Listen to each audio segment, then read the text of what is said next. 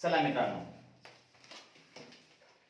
काल आपण कसोट्या आणि संख्या, कसोट्या 1 ते 18 पर्यंतच्या पाहिल्या आणि संख्या 1 पासून 13 पर्यंत, म्हणजे नैसर्गिक संख्येपासून तर त्रिकोणी संख्येपर्यंत. कसोट्या आणि संख्येचा अभ्यास केल्याच्या नंतर ज्या महत्त्वाच्या संख्या आहेत, म्हणजे आता या संख्यांची तुम्हाला ओळख झाली. संख्या 1 पासून ते कोटी पर्यंतच्या, म्हणजे एककापासून ते 10 कोटी पर्यंतच्या संख्या तुम्हाला लिहिता येतात, तुम्हाला वाचता येतात. त्यावरचे प्रश्न विचारले तर त्या प्रश्नाची उत्तर तुम्हाला सांगता येतात. आता आपण समोर शिकतोय संख्या लेखन व वाचन म्हणजे काय, तर ते संख्या लेखन आणि वाचन हे नाहीये. आपल्याला 1 ते 100 पर्यंत, 1 ते 100 पर्यंत पहिला. दुसरं काय राहील, लहानात लहान आणि मोठ्यात मोठी.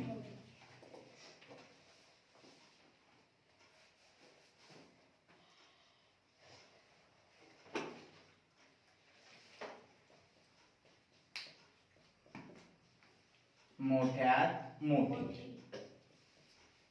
तिसरं काय राहील आपल्याला, दिलेल्या अंकावरून लहानात लहान संख्या तयार करणे. लहानात लहान आणि मोठ्यात मोठी संख्या तयार करणे.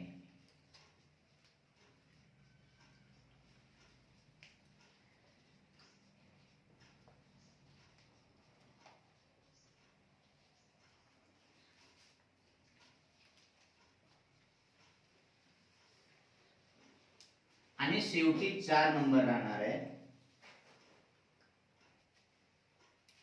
दिलेल्या अंकावरून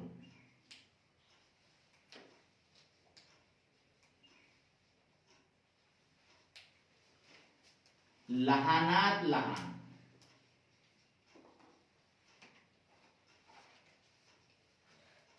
सम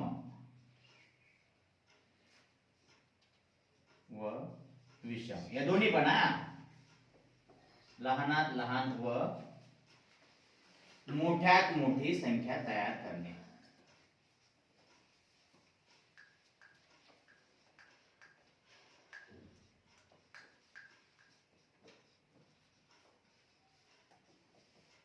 या 4 गोष्टी आपल्याला या संख्या वाचन संख्या लेखन यामध्ये शिकायचं. संख्या वाचन संख्या लेखन मध्ये आपण एककापासून 10 कोटी पर्यंतच्या संख्या वाचन आणि लेखन शिकलंय, ते तुम्हाला येतंय. मी संख्या सांगितल्याच्या नंतर तुम्हाला लिहिता येते. तद्वतच मी तुम्हाला स्थानिक किंमत आणि दर्शनी किंमत या 2 गोष्टीची माहिती दिलेली आहे. म्हणजे तुम्हाला 5 अंकी संख्या दिली, 8 अंकी संख्या दिली, 9 अंकी संख्या दिली, त्यातली स्थानिक किंमत, त्यातल्या अंकांची दर्शनी किंमत, दर्शनी किंमत आणि स्थानिक किंमत यांची जर वजाबाकी करायला सांगितलं तर त्यांची स्थानिक किंमत काढायची, दर्शनी किंमत काढायची, त्यांची वजाबाकी करायची. बेरीज करायला सांगितलं तर त्याच पद्धतीने करायचं, फक्त क्रिया बदलेल तुमची. बेरीज म्हणलं की मिळवणं आलं, वजाबाकी म्हणलं तर काढणं आलं.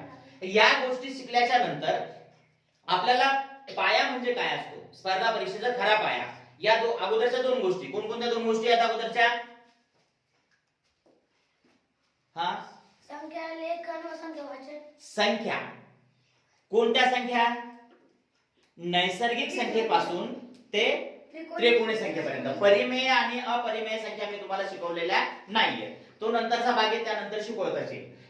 त्याच्यानंतर कसोट्या, कसोट्या आणि संख्या या 2 गोष्टी म्हणजे कुठल्याही शालेय स्तरावरच्या म्हणा किंवा भविष्यातल्या येणाऱ्या स्पर्धा परीक्षेचा म्हणा, हा एक आत्मा म्हटला जातो.